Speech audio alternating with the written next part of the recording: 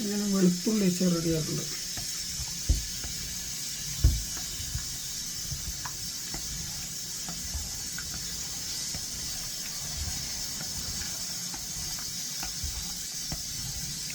ഇങ്ങനെ ഇളക്കിയെടുക്കണം.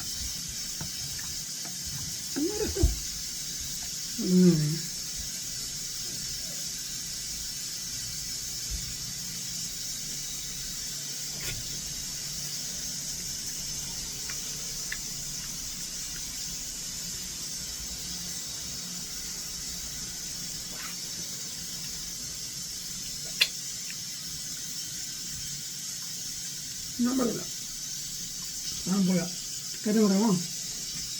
വെളുത്തുള്ളി നല്ല വറുത്തെടുത്തു, നല്ല വറുത്തല്ല, വറുത്തെടുക്കുന്നത് പറയാമോ?